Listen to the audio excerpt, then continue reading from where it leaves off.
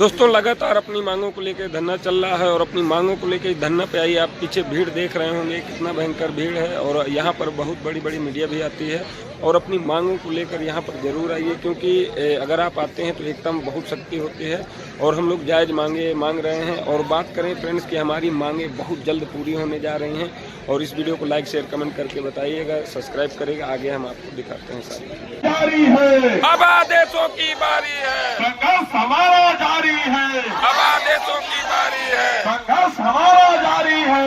अब आदेशों की बारी है। योगी जी अब सुनो पुकार, हम पे हो रहा अत्याचार, योगी जी अब सुनो पुकार, हम पे हो रहा अत्याचार, योगी जी अब सुनो पुकार। हम पे हो रहा अत्याचार। आवाज दो। एक है। यह टीम निरंतर समय से आप सभी के बीच उपस्थित हो जाती है। इन 56 दिवस में कभी एक भी दिवस अपने आप को आराम नहीं दिया है। लेकिन साथियों, आप लोग कभी कभी बीच में साप्ताहिक अवकाश का भी आनंद लिया होगा। कुछ साथी हैं पार्क पर क्षेत्रों के पास में आवास ले लेते हैं, कमरे ले लेते हैं और जाकर अपने अपने घरों में डुबो करके टीवियां देखते हैं और टीवी भी देखना, बीवियां भी देखना। लेकिन पहले वो टीवी के रिचार्ज के लिए और बीवी के खर्च के लिए उसके जबन तो कर लो आप लोग। इन 12 से 13 वर्षों में आप हर सप्ताह अपने अपने जनपदों के लिए रवाना हो जाते हैं कि जा रहे हैं अपने बीवी बच्चों के पास। अरे क्या लेकर के जाते हो? इन 12 वर्षों में आप क्या लेकर के गए हो? अगर अब आप लोगों को रोका जा रहा है, रुक जाओ, संघर्ष कर लो। एक बार मैदान में आए हो तो कुछ लेकर के जाओ, और जब कुछ लेकर के जाओगे तो वही बीवी बच्चे आपको बड़े प्यार से, पहले तो आपको खाली पानी मिलता था, साथ में जाओगे तो पेठा भी मिलेगा गर्मियों में, जो उसकी व्यवस्था आप कर चुके होंगे।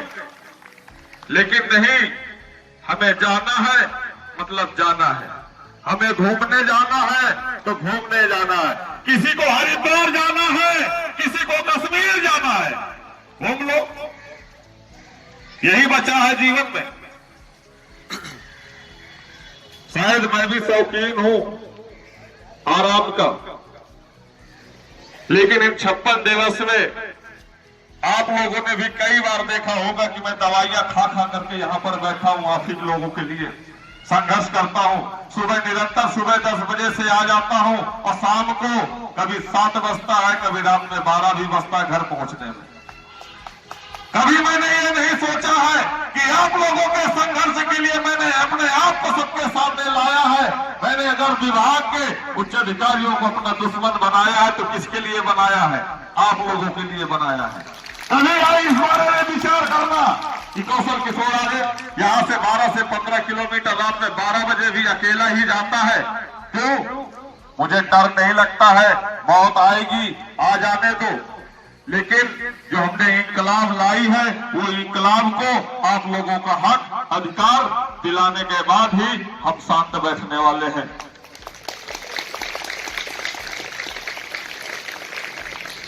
कई साथियों ने कहा कि आप लोगों का अगर आदेश हो तो हम 4-5 लोग आपको घर तक पहुंचाने का काम करें। हमने कहा नहीं, अभी मैं डरा नहीं हूं, अभी मैं पीछे हटा नहीं हूं। शेर अकेला ही चलता है, झुंड में तो भेड़िए चलते हैं, कुत्ते चलते हैं, हम अकेले चलने वाले हैं, हमें किसी का सहयोग की आवश्यकता नहीं है। हम जाएंगे और जाएंगे, अकेले ही चलेंगे, किसी की आवश्यकता नहीं है। आप सभी इस मैदान में संघर्ष के लिए निरंतर आप इसी तरह आते रहे, संघर्ष करेंगे आपकी जीत अवश्य होगी। जिस प्रकार से गतिविधियां की जा रही है, ये सहायक प्रबंधक प्रशासन के द्वारा तमाम उन पर क्षेत्रों में जहां के टेंडर लखनऊ विकास प्राधिकरण के वो अभियंता महोदय ले रहे हैं, निर्माण हो रहे हैं, लेकिन अगर स्मारक समिति के कर्मचारियों को वहां लगाया जाता है तो क्यों लगाया जाता है? अगर उसका टेंडर हुआ है तो उस टेंडर के पैसे से उस खर्च को निकालकर वो बेरोजगार आदमियों को रोजगार देने का काम करें, जिससे उसका निर्माण हो सके।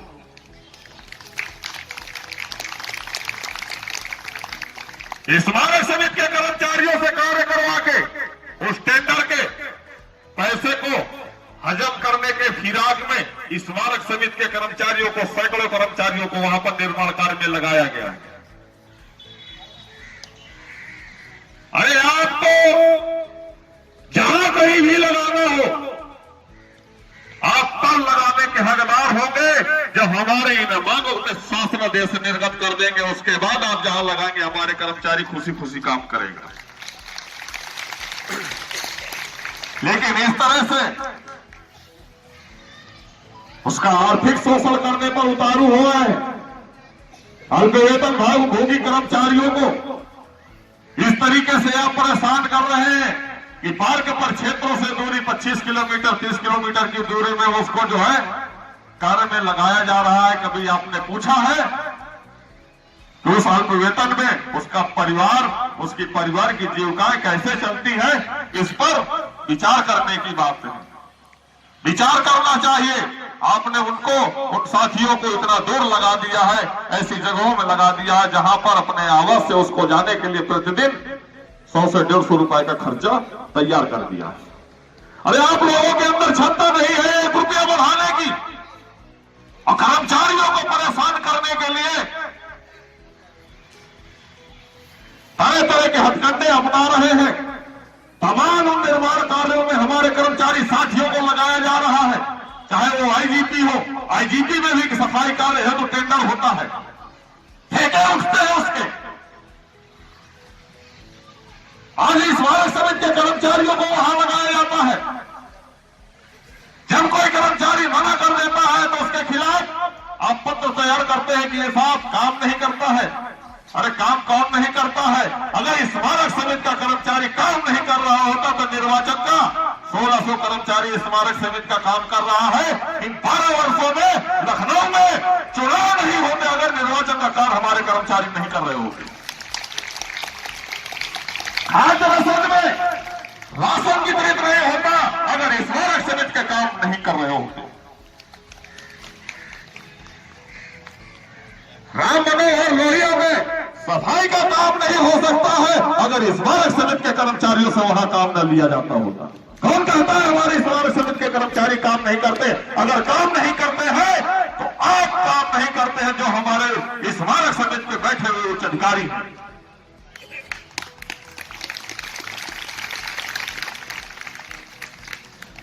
आप सिर्फ इतना करते हैं,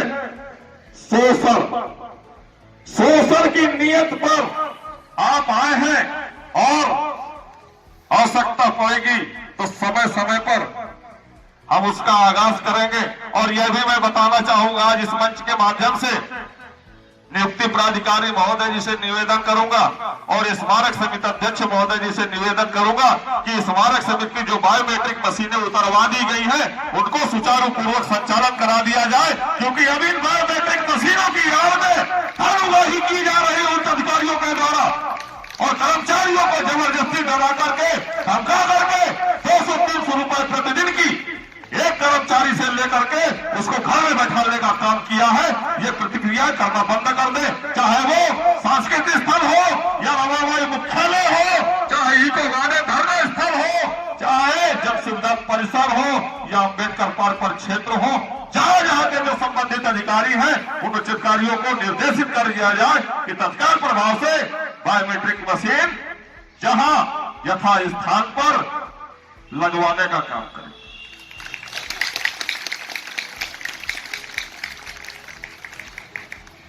ऐसी स्थितियां उत्पन्न हो रही हैं, उसका कारण है यदि बायोमेट्रिक मशीनें लगी होती हैं तो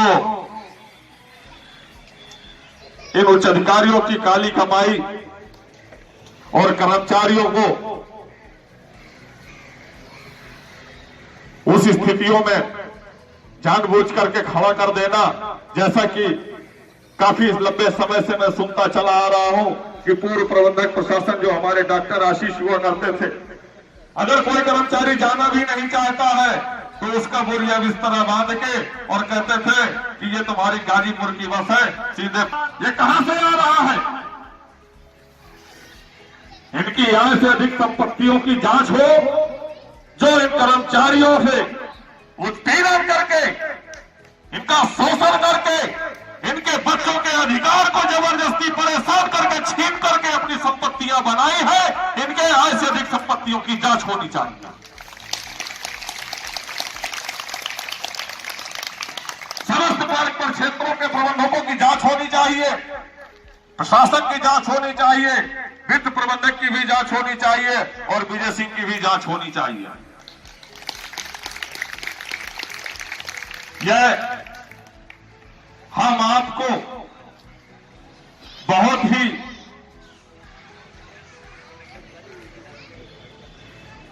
तोड़ने का प्रयास करते हैं, लेकिन हमारा कर्मचारी साथी कभी जुड़ने का प्रयास नहीं करता है। वो यह सोचता है कि उच्च अधिकारी अगर हमारे कह रहे हैं तो बिल्कुल सही कह रहे हैं, अगर आपका भाई अगर कुछ कह रहा है तो वो भाई नहीं, आपको कसाई नजर आता है। क्यों? सच का साथ देने की क्षमता हर किसी में नहीं होती है। सच का साथ देने की क्षमता हर किसी में नहीं होती है। झूठ हमेशा सच में हावी हो सकता है, लेकिन जीत हमेशा सत्य की होती है। आप सत्य की लड़ाई लड़ेंगे, आपकी जीत अवश्य होगी। हम झूठ पसंद नहीं करते हैं और झूठ बोलने वाले को भी पसंद नहीं करते हैं। वो चाहे मेरा कितना भी हितैषी हो, चाहे वो मेरा खुद सगा भाई क्यों ना हो, अगर वो मुझसे झूठ बोल रहा है तो मेरे अंदर आग लग जाती है, फिर वो मुझे बर्दाश्त से बाहर हो जाता है। मैं बिल्कुल पसंद नहीं करता हूं, चाहे वो मेरा भाई हो या मेरा रिश्तेदार हो या मेरा इस स्मारक का कर्मचारी हो। हमने जो भी पढ़ा है अपने अध्यापकों के द्वारा, जो भी पढ़ाया गया है किताबों से, वो सत्य पढ़ाया गया है और मैं उसी सत्य के मार्ग में चलता हूं। वो कहते हैं राजा हरिश्चंद्र ना बनो, सत्य की राह में चल रहे हो, आखिर में उसको मिला क्या?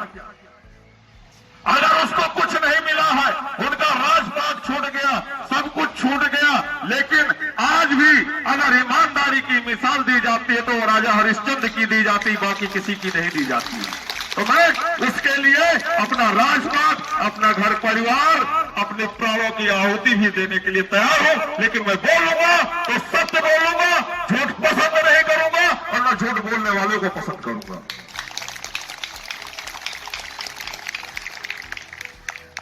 जो भी हमारे कर्मचारी साथियों के साथ छल करने की चेष्टा करेगा, आज नहीं आने वाले समय में भी उसके लिए मैं हमेशा विरोध में खड़ा रहूंगा और साथ जो भी सत्य है उसको आप लोगों के समक्ष उपस्थित करने का काम करूंगा।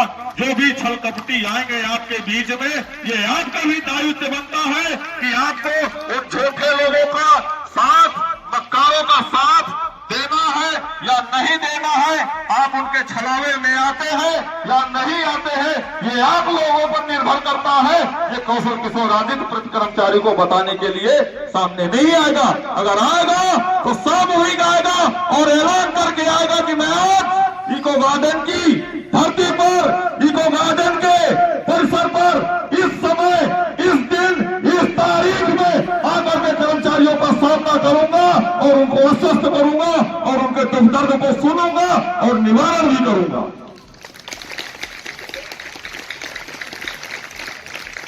साथियों, आज बहुत तकलीफ थी, कुछ हल्का हुआ है। कहते हैं जो दर्द होता है उसे बयां कर दो, और बयां कर दो तो दिल हल्का हो जाता है और मन हल्का हो जाता है।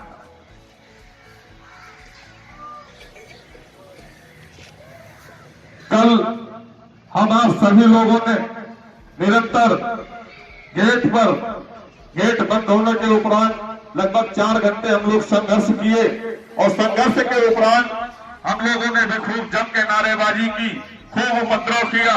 शासन से वार्ता हुई, प्रशासन से वार्ता हुई, और वार्ता में निष्कर्ष यही निकला कि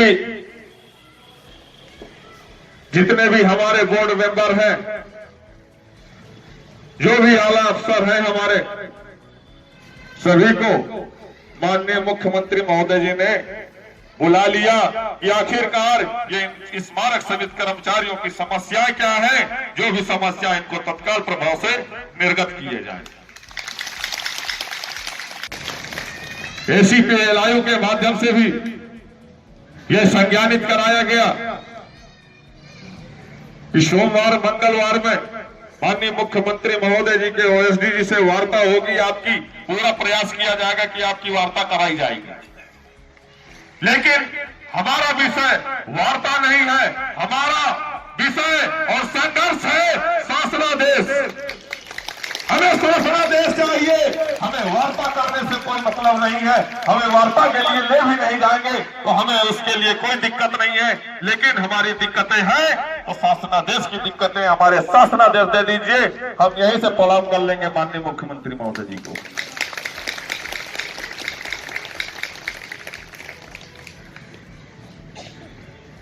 आप सभी जितने भी हमारे साथी हैं, यह जो पत्र जारी किए गए हैं, इन पत्र में जिन भी कर्मचारियों की सूची में नाम अंकित है, यह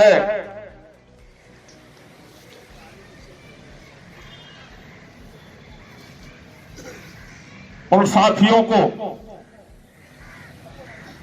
यहां आकर के मिलना चाहिए और उनको बताना चाहिए कि सबसे पहले आप बताओ आप करना क्या चाहते हो, वहां जाना चाहते हो या नहीं जाना चाहते हो। नहीं जाना चाहते हो तो हमारे साथ आओ, अगर वहां जाना चाहते हो तो वहां जाओ। उनको यहां मिलना चाहिए आकर, बताना चाहिए आकर, तब जाकर के हम उस पर कोई निर्णय ले सकेंगे। हम भी लड़ाइयां उन्हीं की लड़ते हैं जो लड़ना चाहता है, जो लड़ना ही नहीं चाहता है। हमारे कर्मचारी साथी का शोषण होता है, हम कहते हैं कि आप लिख करके दीजिए, सुपरवाइजर ने आपको प्रताड़ित किया है तो आप सुपरवाइजर के प्रति लिख करके दीजिए। सुपरवाइजर के प्रति वो लिखना नहीं चाहता है तो हम कैसे उसका समाधान करेंगे?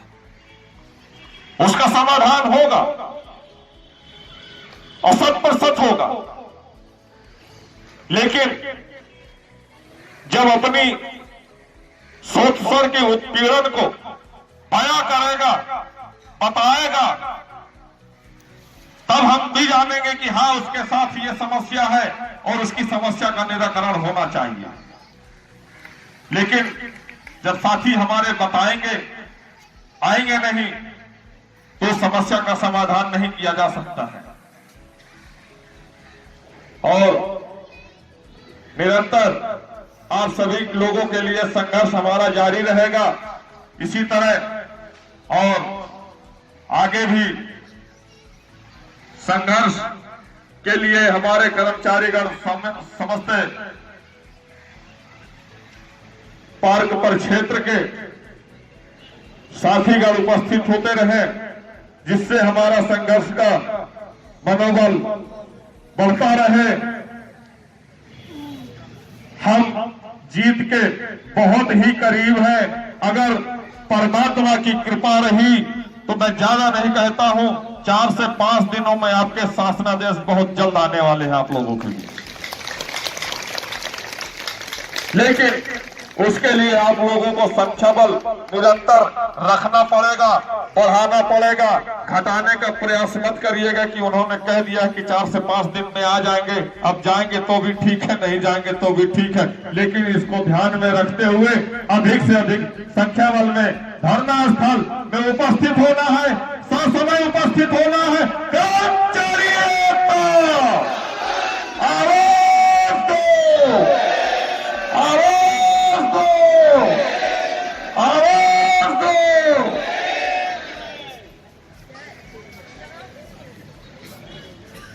अभी तो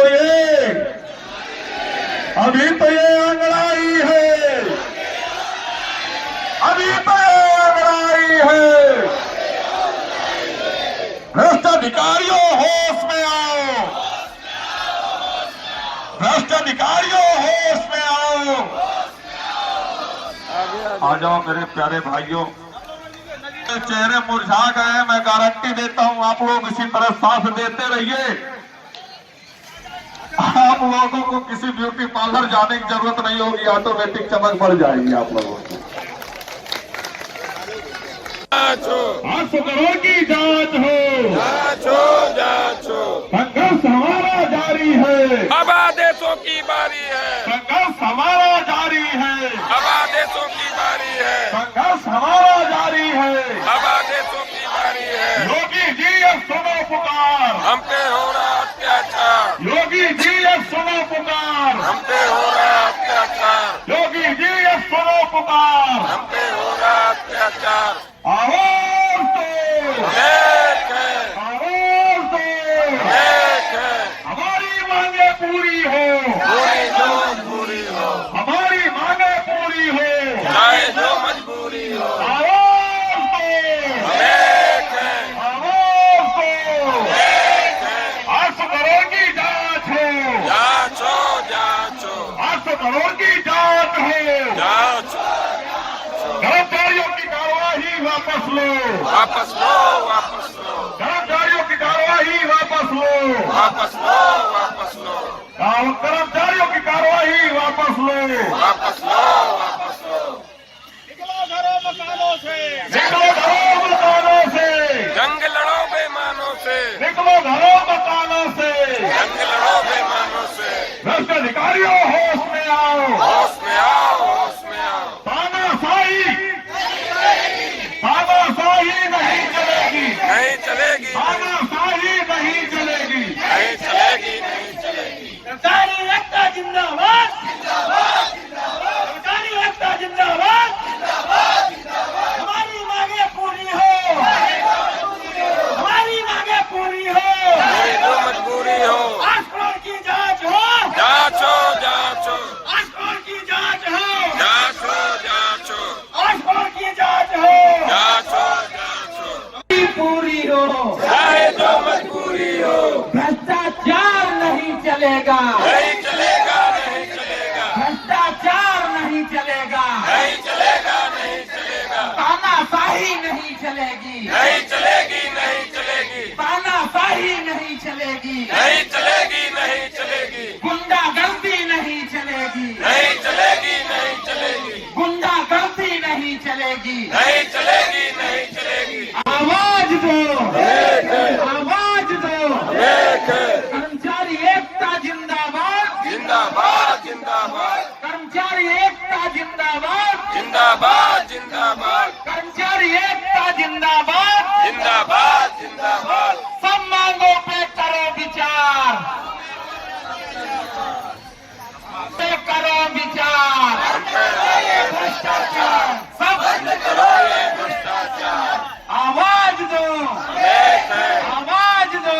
एक है, तानाशाही नहीं चलेगी, नहीं चलेगी, नहीं चलेगी, तानाशाही नहीं चलेगी, नहीं चलेगी, नहीं चलेगी, गुंडागर्दी नहीं चलेगी, नहीं चलेगी, नहीं चलेगी, गुंडागर्दी नहीं चलेगी। नहीं चलेगी, नहीं चलेगी। आवाज दो, मैं